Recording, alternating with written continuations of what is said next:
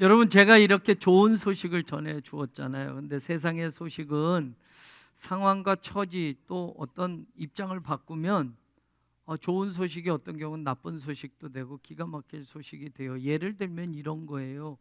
코로나가 다시 기승을 부립니다. 그래서 또 어려워지고 이러니까 정부가 100만 원씩 대한민국 가정당 위로지원금을 주기로 결정했습니다. 와, 좋잖아요.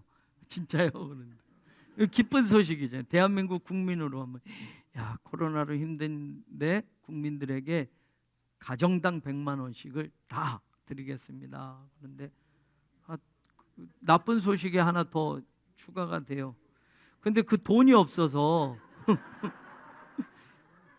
그 기금을 마련하기 위해서 집이 있는 사람들에게 부동산세를 5배를 올리겠다고 합니다. 웃으실 일이 아니고, 만약 이렇게 된다면 우리 교회가 여러분 1,900만 원 종합부동산세 내다가 5,400만 원 내다가 올해 9,400만 원 냈어요. 이 임시예배쳐서 뭐 문제도 있고, 그러니까 그 세금을 부동산세를 5배로 올려서 100만 원씩 주겠대요. 근데 집 있는 사람인가, 집 없는 사람은 상관없어 이럴 수 있잖아요. 근데 집 있는 사람은 그래. 근데 더 기가 막힐 소식이 있어요.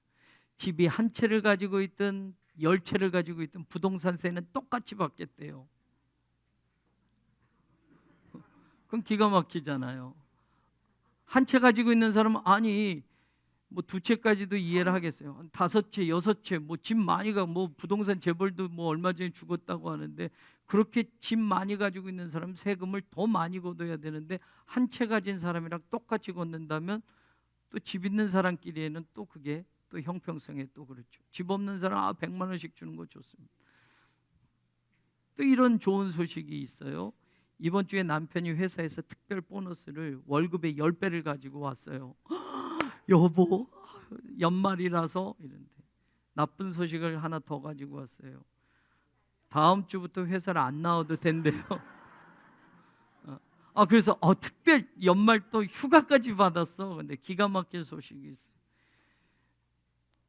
회사가 구조조정으로 사원을 감축했는데 감축 대상이 내 남편이에요. 기가 막히죠. 보너스 뭐 월급의 10배를 가져와도 그거는 기쁘지가 않잖아요. 세상에서 듣는 소식은 때로는 좋은 소식인 것 같은데 환경, 처지, 입장을 또 바꾸어서 그 소식을 들으면 어떤 사람에게는 좋은 소식도 되고 어떤 사람에게는 나쁜 소식도 되고, 또 그 깊이 그 소식을 분석해 보면 기가 막힐 소식도 되는 겁니다. 마가는 오늘 마가복음의 서두를 이렇게 시작합니다. 하나님의 아들 예수 그리스도의 복음의 시작이다. 복음 유앙겔리온은 당시 세상에서는 황제의 생일을 알리거나 황제의 즉위식, 황제 아들의 출생 소식, 자기 나라가 어디 전쟁에 가서 승리했을 때의 그 소식을 복음 유앙겔리온이라고 했습니다. 그런데 그 복음이라는 단어가 1세기 교회 공동체 안에 들어오면서 세상에서 듣는 그런 소식, 그게 아니라 예수 그리스도를 통해서 들려주시는 하나님의 말씀이 복음이라고 교회가 외치기 시작합니다.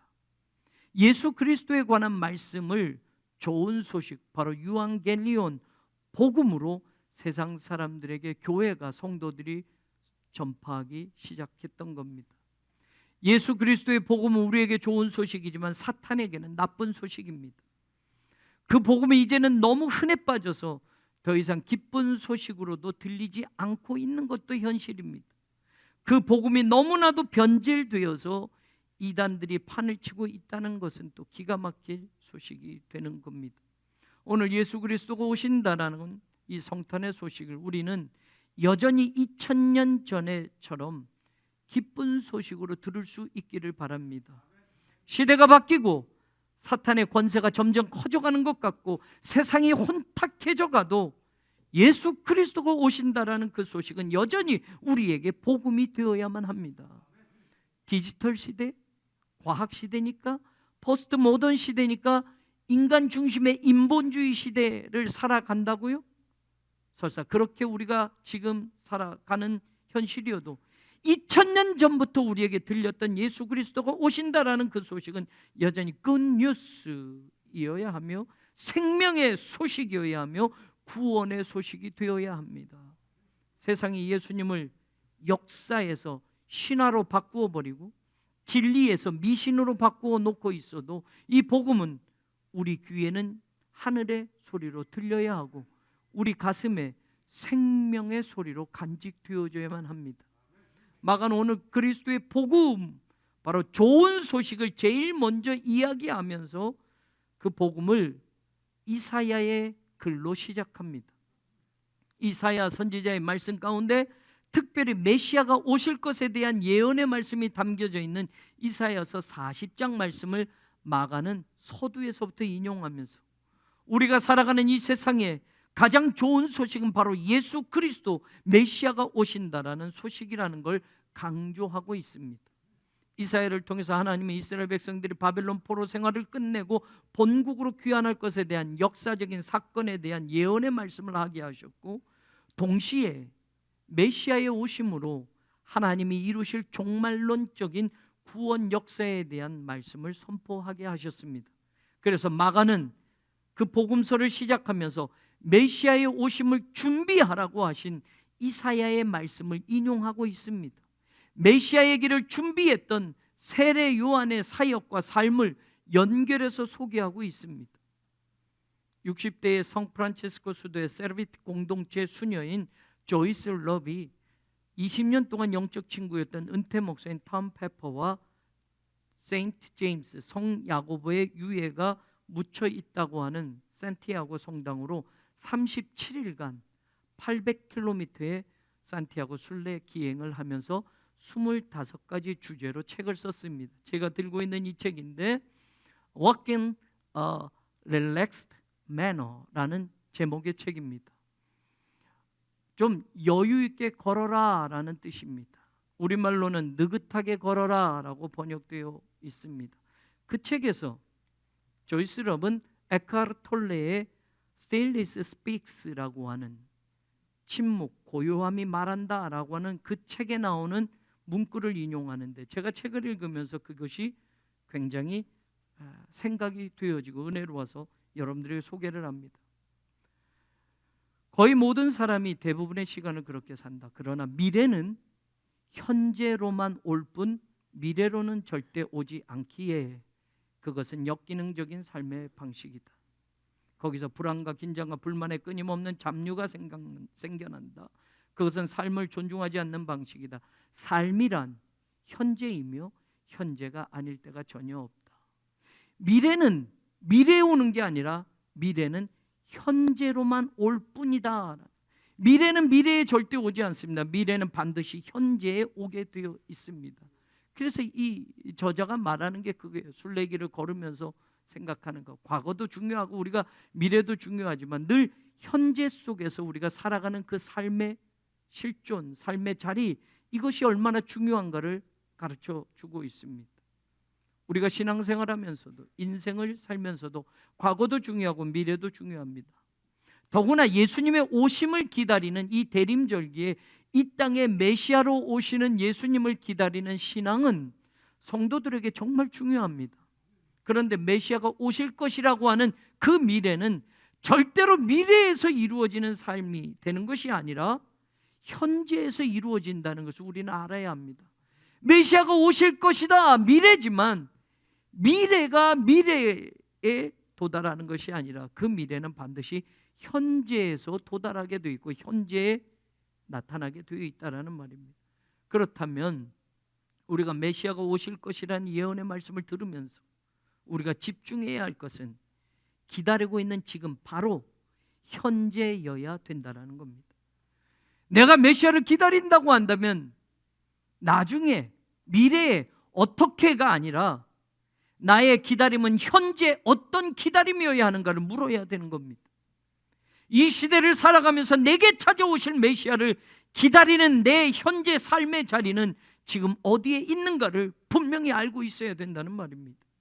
지금 여기 내 삶의 자리에서 내 신앙의 지금 있는 현재 주소에서 지금 하나님을 예배하는 이 자리에 잊지 않는다고 한다면 앞으로 오실 예수님은 앞으로가 아니라 현재에서 만나야 할 예수이기 때문에 현재 내가 있는 그 자리가 중요하고, 현재 내가 기다리고 있는 신앙의 자리가 중요하고, 현재 내가 살아가고 있는 삶의 중심이 중요하다는 걸 우리는 놓치지 말아야 합니다.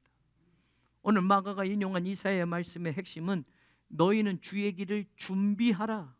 주님이 미래에 오시지만 지금 현재 준비하지 않으면 그 미래의 주님이 현재로 오실 때에 지금 준비하지 않는 사람들은, 그 길을 예비하지 않는 사람들은 그 주님을 만날 수 없다라는 말입니다. 그의 오실 길을 곧게 하라.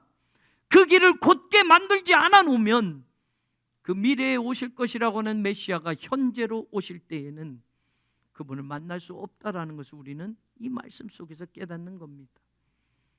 그래서 마가는 그 중심을 이야기하고 싶었던 것이고, 마가복음을 시작할 때 이사야서 40장 메시아에 대한 예언의 말씀을 인용해 가면서 예수님이 오시는 그 신앙의 자리를 우리에게 깨닫게 했던 겁니다. 그래서 이사야 40장으로 돌아가서 보면 세 가지 중요한 가르침을 합니다. 바로 그 가르침은 지금 우리 삶의 자리와 신앙의 자리에서 메시아를 기다리는 모든 사람들에게 현재를 어떻게 살아가야 하는지를 가르쳐주고 있습니다. 이사야는 메시아의 오심을 예언하면서 하나님의 백성들에게 제일 처음 1절에 이렇게 시작합니다. 너희의 하나님이 이르시되 너희는 위로하라. 내 백성을 위로하라 라는 말씀을 선포합니다. 예수님을 기다리는 사람은 위로하는 자리에 있어야만 된다라는 말입니다. 위로하라 라는 이 단어는 주로 절망적인 일을 당한 자를 위로할 때 사용된 말이지만 동정의 성격보단 격려의 의미가 더 큰 단어입니다. 사무엘하 12장에 보면 다윗이 밧세바를 통해서 낳은 아들을 하나님이 치심으로 죽습니다. 그때 슬픔과 고통 속에 있는 밧세바를 다윗이 위로하였다라고 할 때 이 단어를 씁니다. 창세기 37장에 요셉이 죽었다는 소식을 아버지 야곱이 듣고 슬퍼할 때 그 야곱을 위로하였다 할 때 이 단어를 씁니다. 특별히 하나님의 위로를 나타낼 때도 이 단어를 쓰는데 시편, 이사야, 스가랴서에 주로 많이 사용되어지고 있습니다. 위로하라라는 말이 두 번 연거푸 반복이 됩니다. 강조하고 있다라는 말입니다. 예수님을 기다리는 사람, 메시아를 기다리는 사람은 현재 지금 여기서 위로하는 자로 살아야 된다는 것을 누구보다도 더 강조하고 있는 것임을 우리는 알게 됩니다. 그리고 지금 이 위로의 메시지를 들을 사람들을 향하여 하나님이 하시는 말씀인데 내 백성이라고 이렇게 말씀합니다. 또한 하나님을 어떻게 표현하냐면 너희의 하나님이라고 이렇게 말하고 있습니다. 이스라엘 백성들은 바벨론의 포로로 살아왔습니다. 그들의 죄 때문에 멸망당했고 포로로 끌려갔고 70년의 이방 땅에서 지내야 했습니다. 하나님에게서 버림받은 줄 압니다. 하나님이 우리를 버리신 거라고 생각한 겁니다. 하나님이 우리를 잊어버리신 거라고 생각합니다. 하나님이 우리를 완전히 심판하셨다고 생각한 겁니다. 그런데 하나님이 지금 이사야를 통해서 말합니다. 나는 너희 하나님이야. 그리고 너희는 내 백성이야 라고 말씀합니다. 지금 이스라엘 백성들이 처한 형편과 처지로 본다면 하나님이 내 백성이라고 하시는 것은 오히려 하나님의 입장에선 창피해 하실 정도입니다. 그들은 하나님의 말씀을 거역했지요. 그러므로 나라가 멸망까지 당했습니다. 예루살렘 성전이 다 부서졌습니다. 끝까지 거역하고 하나님의 소리를 듣지 않았습니다. 우상을 섬겨왔습니다. 그리고 포로로 끌려가서 비참하게 살고 있습니다. 그런데 그들에게 이사야를 통해서 너희는 내 백성이야 라고 말씀합니다. 그리고 그들에게 위로하라라는 명령을 주신 겁니다. 그리고 이사야 40장 2절에 연결해서 하나님은 말합니다. 이제 노역의 때가 끝났다. 그리고 죄악이 사함을 받았다. 전쟁에서 패배한 자들은 노예가 되어서 끌려가서 노역을 하게 되는데 그 단어입니다. 그런 고통의 문제와 발단과 모든 과정이 이제는 끝났단다. 너희들의 그 더러운 죄악이 이제는 용서받고 깨끗해졌단다 라고 하나님은 이사야를 통해서 선포하고 있습니다. 이스라엘 백성을 억압하는 어떤 세력도 이제는 더 이상 내 백성에게 힘을 쓸 수 없으며 너희들의 과거의 어떤 죄도 이제는 다 깨끗이 씻겨졌고 용서받았다라는 것을 하나님은 선언하는 겁니다. 예수님을 기다리며 오늘도 우리가 위로하는 사람으로 살아야 하는 것은 예수님의 오심으로 말미암아 죄악의 권세가 완전히 깨져버렸고, 예수님의 오심으로 말미암아 우리 인생 깊은 곳까지 드리워졌던 사망의 어두운 그림자가 완전히 벗겨졌다라는 이 복음이 우리에게 주어졌기 때문입니다. 사랑하는 여러분, 이사야를 통해서 하나님은 계속 말합니다. 여호와가 내 영원한 빛이 되고 내 슬픔의 날이 끝날 것이다. 이사야서 61장 1절에서 2절 보면 메시아에 대한 예언이 연결되지요. 가난한 자에게 아름다운 소식을 전하고 마음이 상한 자를 고치고 포로된 자에게 자유를, 갇힌 자에게 노임을 선포하며 여호와의 은혜의 해와 우리 하나님의 보복의 날을 선포하여 모든 슬픈 자를 위로하되라고 말합니다. 메시아의 오심은 위로의 사건이라는 말입니다. 메시아의 오심은 가난한 자에게 아름다운 소식을 전하고 마음이 상한 자를 고치고 포로된 자에게 자유를 주며 갇힌 자에게 노임을 선포하는 하나님의 은혜가 시작이 되는 것이니 이것으로 위로하라고 말하는 겁니다. 현재 예수님을 기다리며 우리가 집중해야 할 일은 바로 위로하는 일이어야 합니다. 이 세상을 위로하는 교회가 되고 서로 위로하고 격려하는 우리가 될 때 메시아의 오심을 기다리는 신앙의 현재의 삶이 바로 하나님이 그 삶이 우리에게 요구하시는 삶이라는 걸 저도 여러분도 잊지 않기를 바랍니다.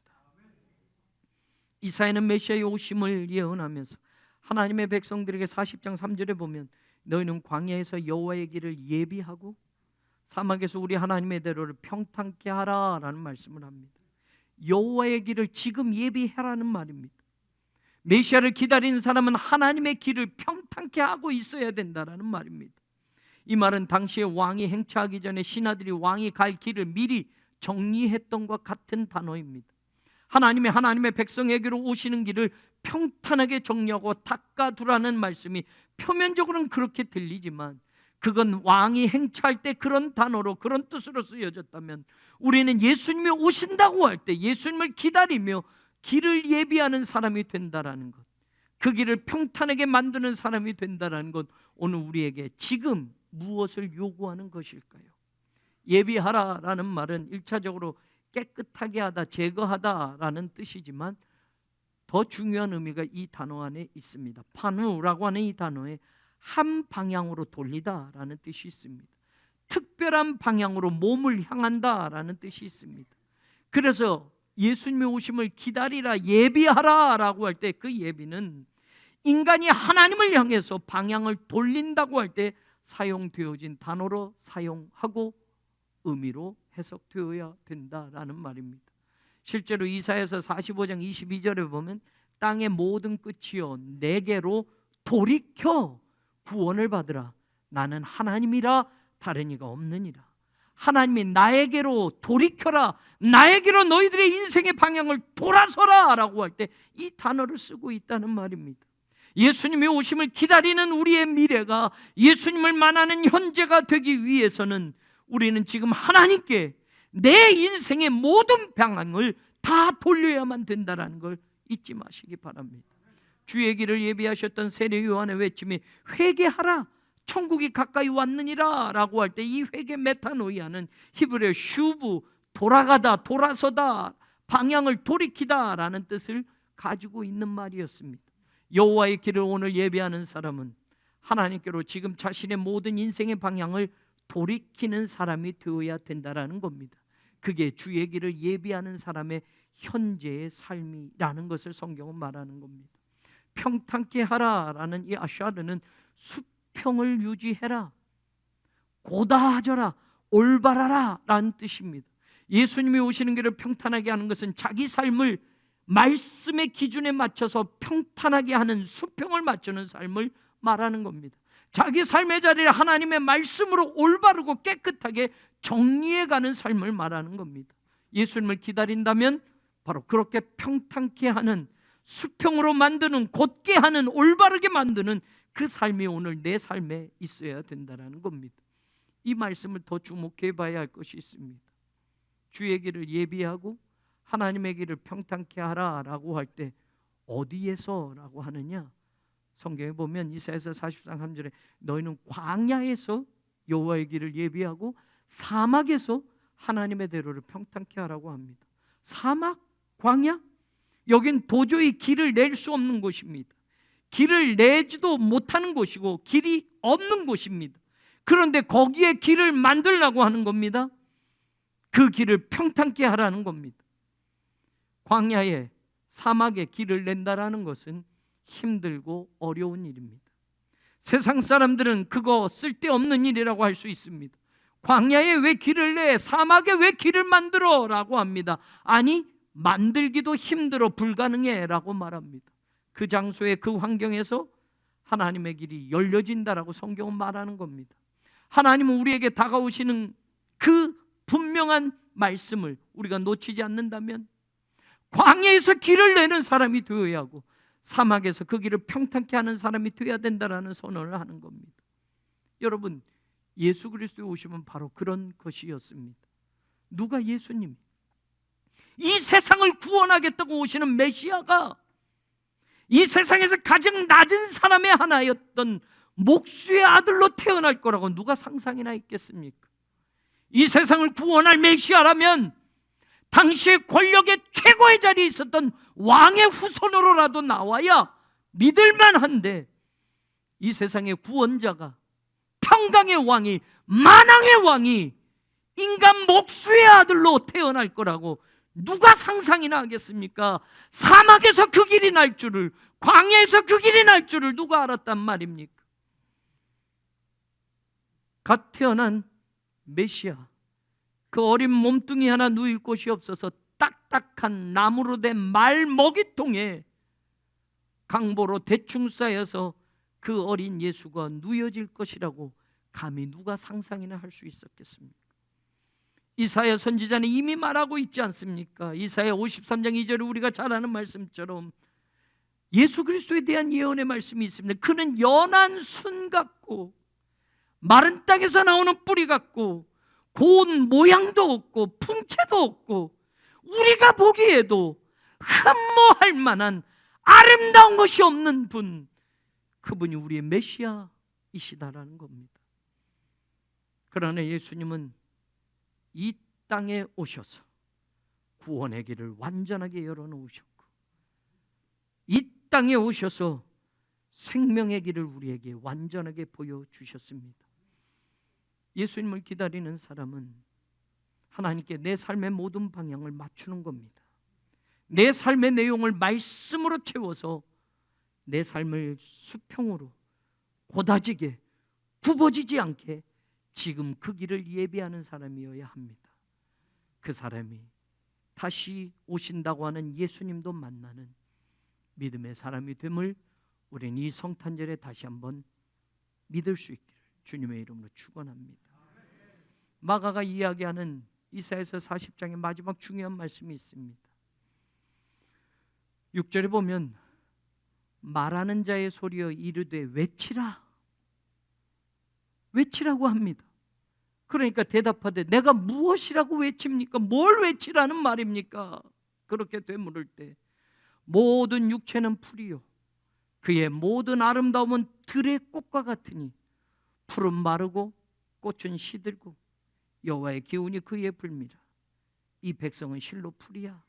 8절의 중요한 말씀입니다. 풀은 마르고 꽃은 시드나 우리 하나님의 말씀은 영원히 서리라 하라.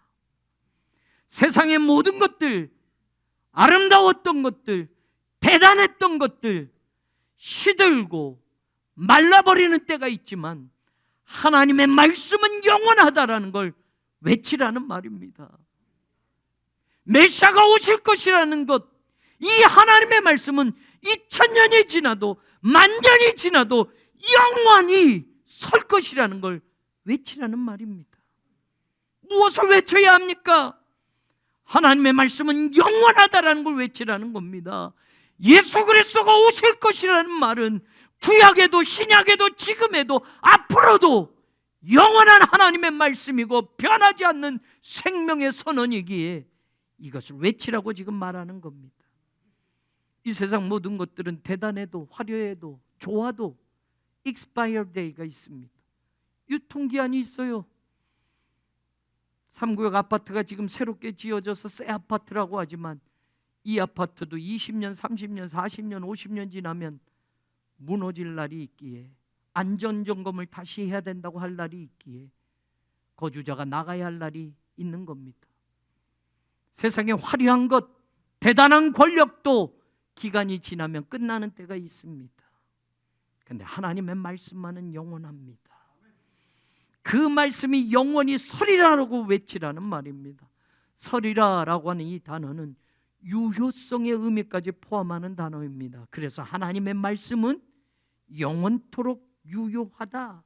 하나님의 말씀은 expire day가 없다라는 말입니다. 그 말씀을 붙잡으면, 그 말씀을 가지면 영원히 유효하다라는 말입니다. 예수를 붙들면, 다시 오실 예수를 붙들면, 이 땅에 오실 메시아를 붙들면 그 메시아는 내 삶에 영원히 함께 하신다는 약속입니다. 그 예수님을 기다리며 하나님의 말씀은 반드시 이루어질 것이라고 믿음을 가지고 담대하게 세상을 향하여 하나님의 말씀을 선포하라, 외쳐라라고 말하는 겁니다. 저는 우리 교회가 그런 교회가 되고 성도들이 되기를 바랍니다. 힘써 외치라고 말하지 않습니까? 이사야서 40장 9절이 연결해서 말합니다. 아름다운 소식을 시온에 전하는 자들, 너는 높은 산에 올라라. 아름다운 소식을 예루살렘에 전하는 자들아, 너는 힘써 소리를 높여라. 그 다음 나오는 말이 중요합니다. 두려워하지 말고 소리를 높여서 유다의 성읍들에게 이르기를 너희의 하나님을 보라라고 하라. 어떤 고난과 시련을 맞이한다 할지라도 높은 산에 올라 모두에게 들리도록 전할 소식은, 힘써 소리를 높여 전해야 할 소식은 두려워하지 말아라. 세상이 힘들고 어려워도, 나쁜 일이 이어져 가도, 내 삶에 고난이 찾아와도 두려워하지 마라. 하나님을 보라. 이 땅에 오실 예수 그리스도를 기다리며 두려워하지 말고 하나님만 보라는 이 말씀을 외치라고 말하고 있습니다. 영국 크리스천 투데이에 따르면 올 한 해 성경 앱 YouVersion이라고 하는 이 앱을 통해서 전 세계의 사람들이 가장 많이 읽은 성경 구절이 이사야서 41장 10절이었다고 합니다. 두려워하지 말라. 내가 너와 함께함이라. 놀라지 말라. 나는 네 하나님이 됨이라. 내가 너를 굳세게 하리라. 참으로 너를 도와주리라. 참으로 나의 의로운 오른손으로 너를 붙들리라.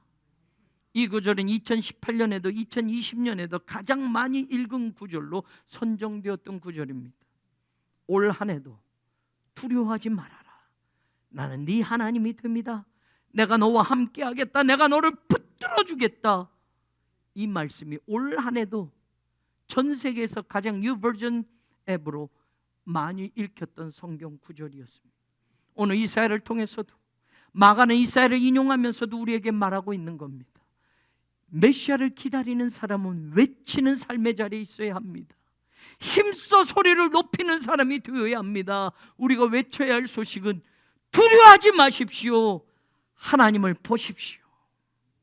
너희의 하나님을 보라라는 말씀은 의미상 하나님이 여기 계시다. 그래서 영어성의 NIV에는 Here is your God이라고 되어 있습니다.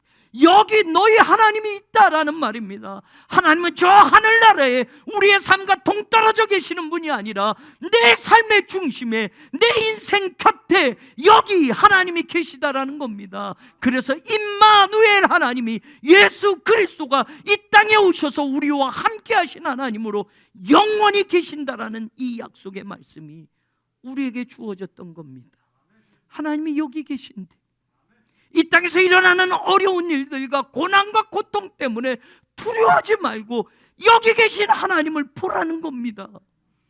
그분이 바로 메시아이시고 그분이 이 땅에 찾아오신 예수 그리스도라는 것을 가르쳐주고 있습니다. 사랑하는 여러분, 저는 우리 교회가 여기 계신 하나님을 붙들기를 원합니다. 힘들고 어려운 삶이 있어도 지금 현재 메시아를 기다리는 사람은 여기 나와 함께 내 삶의 중심에서 곁에 계시는 하나님을 보고 두려워하지 말고 이 소식을 세상에 외치는 거룩한 입술이 되기를 주의 이름으로 축원합니다. 더불어 그 메시아를 기다리는 사람에게 이사야서 40장 10절에 이 놀라운 말씀을 선포해 줍니다. 주 여호와께서 장차 강한 자로 임하실 것이며 친히 그의 팔로 다스릴 것이라. 보라, 상급이 그에게 있고 보응이 그의 앞에 있다라고 말합니다. 상급과 보응이라는 히브리어 단어는 전쟁에서 승리한 용사가 전리품으로 가져가는 그것들을 일컫는 말입니다. 하나님은 우리에게 오십니다. 승리자로 우리를 찾아오십니다. 메시아는 승리의 주님으로 우리에게 생명의 부활을 선포하십니다. 그런데 그것만이 아니라, 그 승리만이 아니라 그 믿음을 가지고 여기서 끝까지 기다리는 이에게 상급과 보응을 주실 것이라고 약속합니다. 어떤 환경과 처지에서도 두려워하지 말고 소리 높여 하나님을 보라고 외쳐야만 합니다. 하나님의 말씀은 그 말씀을 믿는 사람들에게 영원토록 유효하며 반드시 성취되어질 것이라고 끝까지 외쳐야 합니다. 왕의 도착을 알리는 신하처럼 전쟁에서 승리하고 돌아오는 용사를 맞이하며 망루에 올라가서 온 백성들에게 승리하고 돌아옵니다 라고 그 승전의 소식을 전파하는 파수꾼처럼 더 많은 사람들이 이 땅에서 메시아가 오신다는 소식을 들을 수 있도록, 그리고 그 소식에 기뻐할 수 있도록 하나님의 승리와 하나님의 통치와 하나님의 나라가 이 땅에 임할 것이라는, 더불어 상급과 보상이 우리에게 주어질 것이라는 것을 우리는 외치고 믿음으로 기대하는 사람들이 되기를 주의 이름으로 축원합니다. 주님이 오십니다. 예수 그리스도는 내 삶의 현재에 오시게 됩니다. 그때 주님을 만나는 우리들이 되고 우리를 품에 안으시고 우리에게 영원한 생명을 약속하시고 이 땅에서의 모든 걱정과 슬픔과 근심과 환난과 두려움을 다 씻어주시며 주님과 함께 영원한 생명에, 영원한 나라에, 완전한 승리에, 완전한 구원에 이르는 그날을 우리도 기대하며 우리의 예수님을 기다리는, 그리고 그 예수님을 세상에 외치는 복된 성탄의 절기, 이 대강절 마지막 주간이 되기를 주님의 이름으로 간절히 축원합니다.